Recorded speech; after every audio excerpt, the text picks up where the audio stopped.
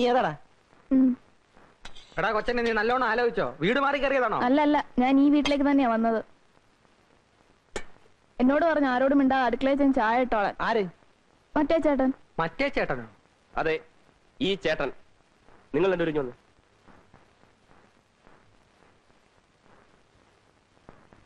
ദേ, ഒരു കാര്യം ഞാൻ പറഞ്ഞേക്കാം. ഇനിയെങ്കിലും ഈ വീട്ടിൽ സമാധാനം വേണം. ഇന്നു മുതൽ അടുക്കള കാര്യമല്ല അവൻ നോക്കിക്കോളൂ. ചാപ്പാട് സമയത്ത് രണ്ടുപേരും വാ എന്ന് തുറന്നു കൊടുത്താൽ മതി. അവനോട് അധികം വർത്തമാനമൊന്നും വേണ്ട. നീ എന്ത് വർത്തമാനായി പറയുന്നത്? അത് കൊള്ളാം. അപ്പൊ ഞങ്ങളൊക്കെ വെറും ഓച്ചന്മാരോ? അത് പിഷാരടി പറഞ്ഞത് നേരാ. നീ ഒരുത്തനെ കൊണ്ട് നിർത്തിയെന്ന് വെച്ച് അവൻ ഞങ്ങളെ റെസ്പെക്ട് ചെയ്യണ്ടേ? അതിനായം ഒരു പയ്യൻ വീട്ടുവേലക്ക് വന്നാൽ എല്ലാവരും ഒന്ന് പരിചയപ്പെടുത്തണം. അതെ, അല്ലെങ്കിൽ നാളെ അയ്യർ എന്തെങ്കിലും ആവശ്യത്തിന് ഇങ്ങോട്ട് കയറി വരുമ്പോ താനേത് കൊച്ചാണോ എന്ന് ചോദിച്ചാൽ എന്ത് ചെയ്യും? അതെ, ഞാനിപ്പോ എന്താ വേണ്ടത്? ഞങ്ങളെയൊക്കെ മാന്യമായ രീതിയിൽ ഒന്ന് പരിചയപ്പെടുത്തണം. അയ്യര് ഇരുന്നോ?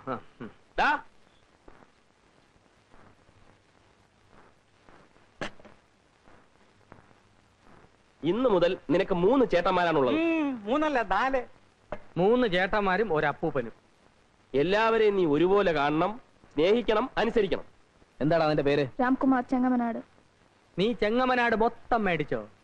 അല്ലേലും രാംകുമാർ എന്നൊക്കെ വിളിക്കാൻ വലിയ പാടാ. വല്ല IAS ഓഫീസറെയും വിളിക്കുവാന്ന് ചോദിച്ചു. നമുക്കിവനെ രാമാന്ന് വിളിക്കാം. വിളിക്കാനൊരു സുഖമുണ്ട്, പുണ്യവും കിട്ടും. രാമ രാമ. അത് മതി. എന്താടാ എന്റെ നക്ഷത്രം? ചിത്തിര. എന്താ?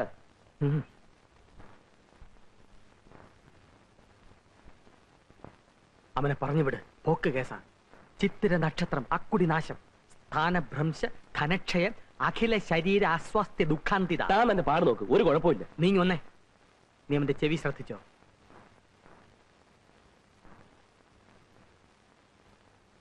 ആനച്ചെവിയാണ്, അതായത് കൃത്യബോധവിഹീനൻ.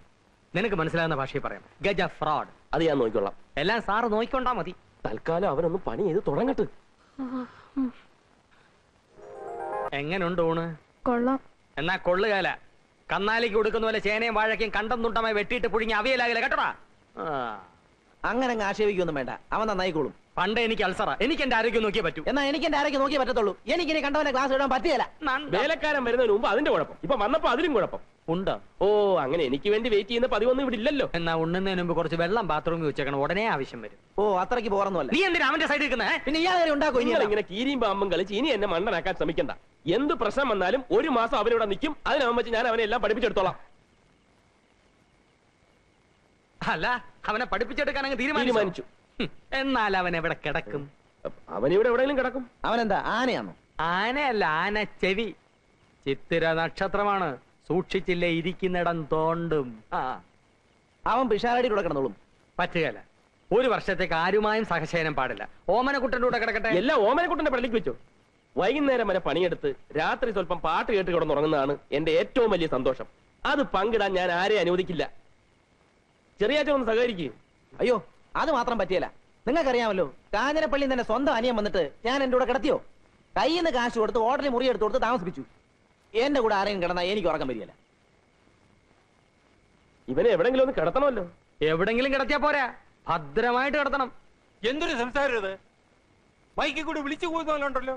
ഞങ്ങൾ അയ്യരുടെ ഗതികേടിനെ പറ്റി സംസാരിച്ചിരിക്കുകയായിരുന്നു. സമയത്ത് വാടക കിട്ടുന്നില്ലെന്ന് ഒഴിച്ചാൽ പിന്നെ എനിക്കെന്താ ഗതികേട്? എന്താ ഗതികേടെന്ന്? രാത്രിയിൽ അയ്യര് ഉറങ്ങാൻ കിടക്കുന്നു. പെട്ടെന്ന് തൊണ്ട വരലെന്ന പോലെ നെഞ്ചിൽ ഒരു വേദന.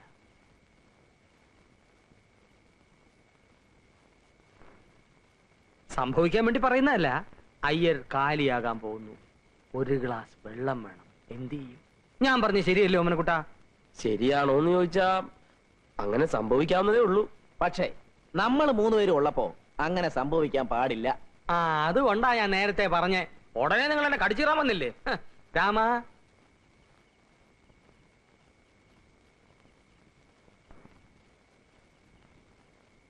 രാമ, നീ പകൽ മുഴുവൻ ഇവിടുത്തെ പണിയൊക്കെ തീർത്തിട്ട് രാത്രി അയ്യരുടെ കൂടെ പോയി കിടന്നോണം. പോത്തുപോലെടുന്ന് ഉറങ്ങാനല്ല.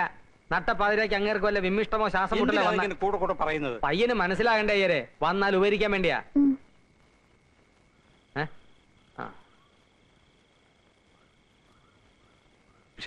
നിങ്ങളല്ലേ പറഞ്ഞത് അവൻ ആനച്ചെവിയാണ്, സൂക്ഷിക്കണം.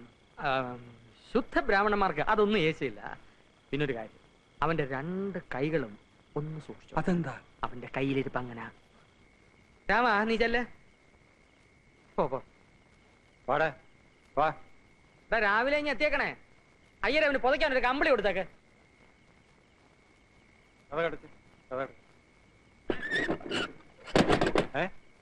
എന്താ ഇത്? എന്താടപ്പാ നീ അടച്ച്?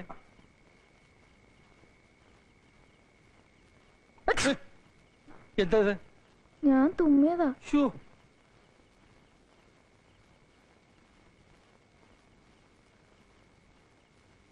നിന്റെ കൈ എവിടെ?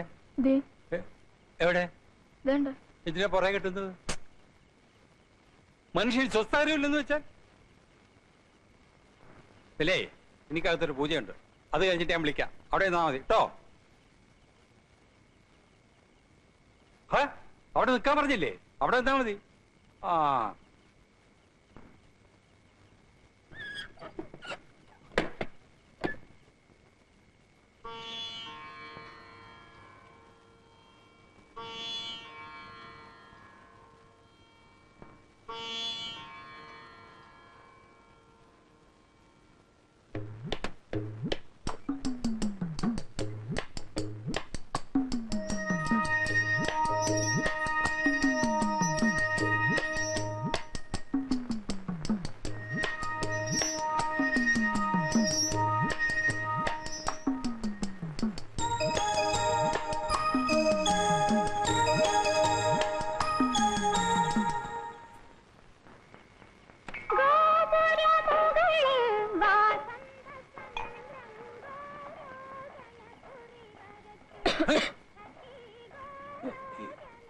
എന്താ?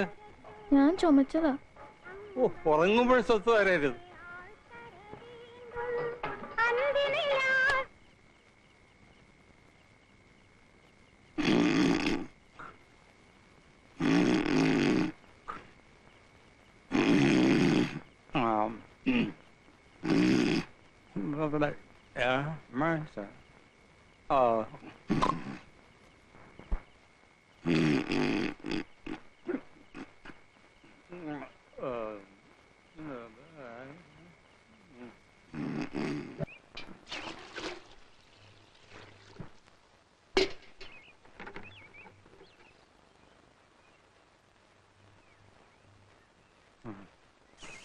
ഞാൻ ഇവനെ പറ്റി പറഞ്ഞപ്പോ ആർക്കും വിശ്വാസമായില്ല.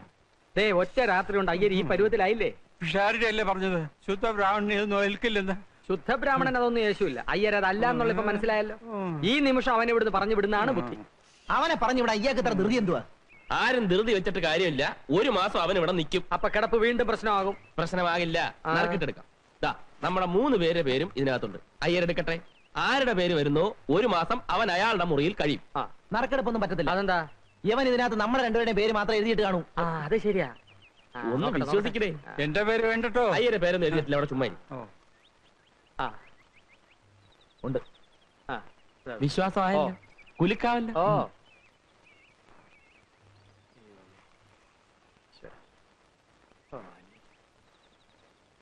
ഓമനക്കുട്ടൻ.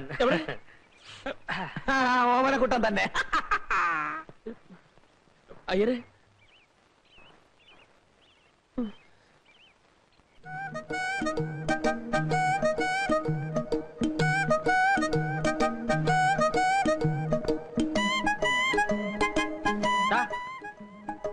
ഇങ്ങോട്ടാ.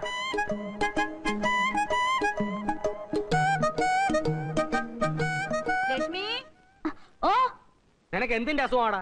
രാവിലെ ഇന്ന് ഗോതമ്പ് ദോശ കുത്തുന്നോ? ചേട്ടൻ എന്തിന്റെ അസുഖം? ചേട്ടനല്ല അസുഖം, അസുഖം നിനക്കാ. നീ ആരുടെ അടുത്താണ് അവിടെ നിന്ന് കൈക്കറ കാണിച്ചോണ്ടിരുന്നത്? ഞാൻ ചുമ്മാ ഇരിക്കായിരുന്നു ഇവിടെ. ചുമ്മാ ഇരിക്കാനാണോ നിനക്ക് ശമ്പളം തരുന്നത്? നീ ഇവിടുത്തെ ആരാ? എടാ നീ ഇവിടുത്തെ ആരാന്ന്? എന്താ ഇവിടെ ഒരു ബഹളം? അയ്യരെ ഇവൻ ഇവിടുത്തെ ആരാ? അവൻ നമുക്കെല്ലാം വേണ്ടപ്പെട്ടൊരു പയ്യൻ. വേണ്ടപ്പെട്ട പയ്യനൊന്നും അല്ല, ഇവിടുത്തെ വേലക്കാരനാ.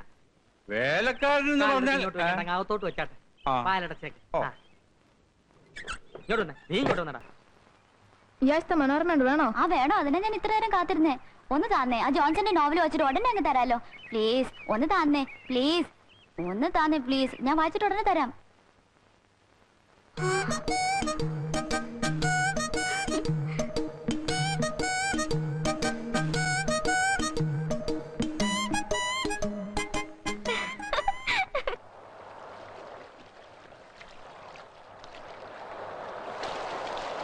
മാർഗരറ്റ്, എന്ത് പറ്റി തനിക്ക്? എനിക്കറിഞ്ഞൂടാ. ഇതുവരെ എനിക്ക് ചെറിയാനോട് മിണ്ടാനും പെരുമാറാനും വിഷമമില്ലായിരുന്നു. പക്ഷേ അന്നെന്നോട് ഐ ലവ് യു എന്ന് പറഞ്ഞില്ലേ, അതിൽ പിന്നെ എനിക്കും അങ്ങനെ തന്നെയാ. ഉണ്ണാൻ ചെന്നിരുന്ന പാത്രത്തിൽ മാർഗരറ്റ്, കൈ കഴുകാൻ ചെന്ന വെള്ളത്തിൽ മാർഗരറ്റ്. ചെറിയാനെ, എനിക്ക് ജീവിതത്തിൽ കിട്ടാത്തത് ഒന്ന് മാത്രമേ ഉള്ളൂ, സ്നേഹം. എന്റെ കയ്യിൽ സ്നേഹം ഇഷ്ടം പോലെയുണ്ട്, പക്ഷെ സ്വസ്ഥത അതൊരു തരി പോലുമില്ല. എന്താ ചെറിയാൻ ഇത്ര വിഷമം? ആ, വയസ്സ് ഇത്രയൊക്കെ ആയില്ലേ. ഇനി ഒരു ചെറിയ ബിസിനസ് തുടങ്ങണം. അതിനു മുമ്പ് കുറച്ച് സ്ഥലം വാങ്ങണം, ഒരു ചെറിയ കെട്ടിടവും വയ്ക്കണം. എന്നിട്ട് വേണ്ടേ മാർഗരറ്റിനെ കൂട്ടിക്കൊണ്ടുപോവാൻ? പക്ഷെ അതിനൊക്കെ ഉടനെ കുറച്ച് പണം വേണം. അതിനെപ്പറ്റി ഓർത്ത് വിഷമിക്കണ്ട. ആവശ്യമുള്ള പണം ഞാൻ തരാം. Thank you. എന്നാ നമുക്കൊരു സിനിമയ്ക്ക് പോവാം. ചെറിയാന് വേറെ ഒന്നും എന്നോട് പറയാനില്ലേ? ഉണ്ട്. വേഗം ചെന്നില്ലെങ്കിലേ ഷോ ഹൗസ്ഫുൾ ആയി പോകും.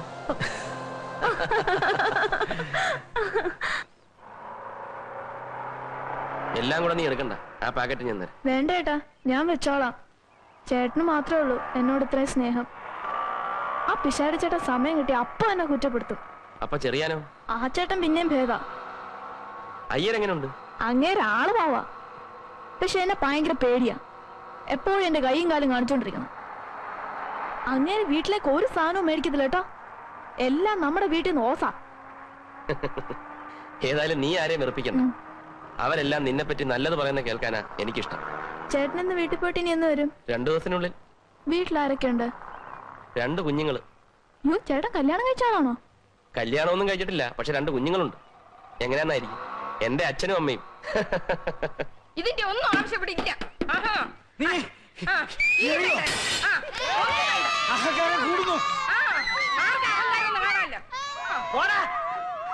നിനക്ക് തൃപ്തിയായോ? ഇത്ര ആളുകളെ ഇവിടെ വിളിച്ചുകൊണ്ട് കഴിഞ്ഞപ്പോ നിനക്ക് തൃപ്തിയായോ? ഇതിനെല്ലാം കാരണം നിങ്ങൾ ഒരുത്തന. ഞാൻ ഇനി എറിയോ? ഇനി എറിയോ? എന്താണ് ഇവിടെ എക്സിബിഷൻ കാണുന്നത്? ഇങ്ങോട്ട് പറയാ, ഇറങ്ങണതാണ്. എടാ താഴെ ഇറങ്ങാൻ. പോടാ, പോയിരടാ.